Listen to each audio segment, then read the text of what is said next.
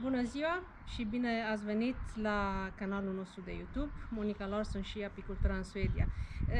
Vă mulțumesc foarte mult celor care s-au abonat, celor care ne-au dat like și celor care au vizionat primul film de introducere. Vreau să vă spun la mulți ani. Astăzi este de fapt 3 ianuarie 2021. Am scăpat de 2020. Iată-ne în 2021. 2020 a fost un an care ne-a făcut pe toți să introducem în viețile noastre schimbarea poate în bine.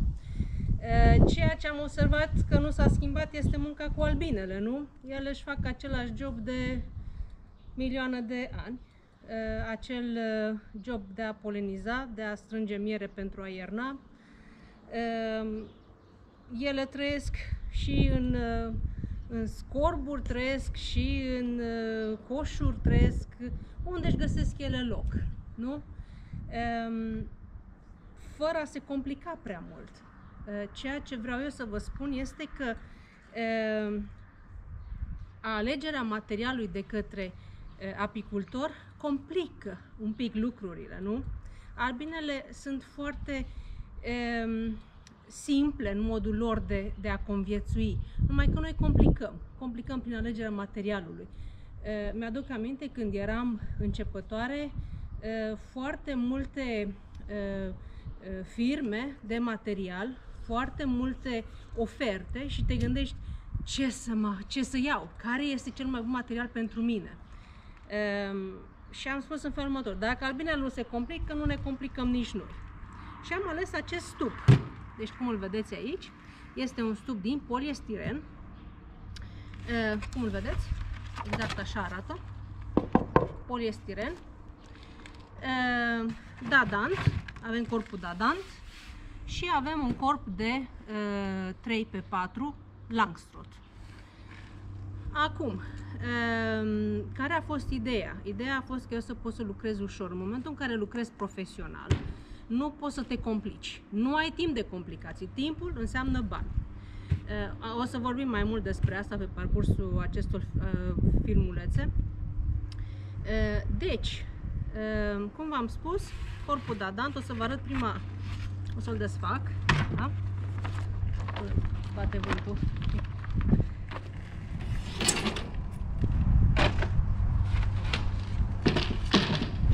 Cum vedeți, este foarte ușor de lucrat cu el, da? Nu are greutate. Ceea ce este foarte bun și pentru doamnele apicultoare. Gândiți-vă că nu aveți tot timpul o mână puternică, un bărbat lângă noastră ca să ridice aceste lăzi. Atunci, aceste lăzi din poliestiren sunt foarte bune. Avem aici fundul de stup, care este, așa arată. El stă deschis și iarna și vara, are această plasă, da? Peste care punem acest corp dadant.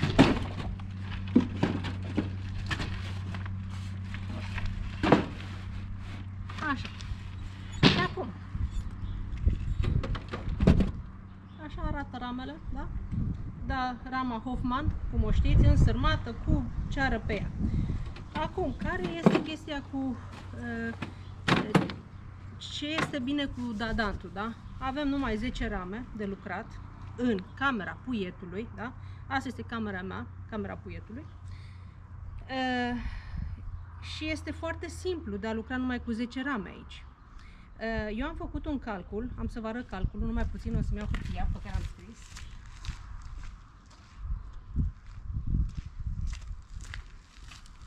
Ok, am revenit. Deci, este în felul următor. În momentul în care eu am ales materialul, m-am uitat un pic, am citit în primul rând cum se dezvoltă albinele pe perioada de primăvară-vară, câte ouă depune matcă, câte ouă de albine lucrătoare, câte ouă de trânturi. Da? În momentul în care eu am luat o astfel de ramă și am numărat celulele, da? Avem aici 83 de celule și aici 61. Deci avem o arie pe o parte de 5063 de celule. Dar avem două părți, da? Deci atunci avem 10.126 de celule. Înmulțit cu 10 rame sunt 101.260 de celule în care albinele au de lucru. Dacă o regină depune 2000 de ouă, o regină bună, poate depune și 2500 și 3000 de ouă în momentul în care sunt în expansiune, nu? Primăvara, în momentul de creștere. Dar eu am făcut un calcul la 2000 de ouă pe zi. Ajungem atunci, deci dacă o albină lucrătoare, și facem un alt calcul din asta, o albină lucrătoare de la ou la ecluzionare de la pontă la ecluzionare are 21 de zile. Un trântor de la pontă la ecluzionare 23 de zile. Deci dacă facem un calcul matematic, 2000 înmulțit cu 21 ne dă o sumă de 42.000 de celule. Deci regina merge pe 42.000 de celule la 2000 de ouă pe zi și la o perioadă de ecluzionare la 21 de zile. Și mai punem 10.000 de celule pentru trântori, le-am adăugat așa. Deci avem 52.000 de celule în lucru. Deci este cam jumătate din arealul pe care noi îl avem pe dadant. Ceea ce este foarte bine. Deci avem loc, avem marginal, avem loc de mai mult. Da? Bun. Asta a fost despre dadant. Mai departe. Să spun așa. Asta jos. Am acest grătar Hahnemann, pe care îl pun așa. În general, ele sunt vopsite ca să nu intre apa și să le desmembreze. Ceea ce este foarte bine. Eu vreau să țin separat producția de albine de producția de miere și asta este pentru că eu nu vreau faguri negri, nu vreau să topesc ceară din magaziile de miere. Da? Și avem acest corp, magazia de miere, cum îi spunem, da? Catul de miere, care arată așa. Această ramă a fost în funcțiune undeva la 5 ani de zile, vedeți că este curată în continuare. Eu le topesc, dar numai în momentul în care au foarte mult polen. De multe ori primăvara, când este exces de polen, se pot umple chiar și aici primul cat de miere se poate umple de polen. Da? Am un plastic, așa arată, da? Și punem capacul. Și asta este tot. Acești stupi se vopsesc i-am vopsit cu o vopsea pe bază de apă. Sunt garantați 20 de ani. Am văzut colegi apicultori aici în Suedia care au chiar și de 25 de ani, nicio problemă.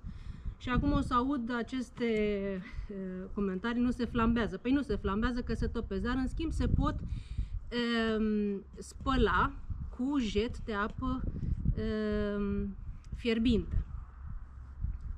După care se pot băga în într-o soluție cu Virkon S. Atenție, spune Virkon S. O găsiți și în România la magazinele pentru animale. Este o soluție cu care dezinfectați stupul. Deci faceți o soluție cu apă și cu Virkon S, băgați toată lada în aceasta și s-a dezinfectat, fără să mai trebuiască stupul flambat. Deci, cam atât pentru astăzi. Sper că v-a plăcut acest videoclip, sper că v-am dat ceva idei, sper că v-am influențat. Nu uitați să ne dați like și abonați-vă, vor veni și alte filmulețe mult mai interesante. Și vă spun pentru data viitoare, la revedere. Data viitoare vom face o excursie într-unele dintre stupinele mele. Ne vom uita un pic la hrana albinelor, dacă au suficientă hrană sau nu. Până atunci vă spun la revedere și ne vedem cu bine!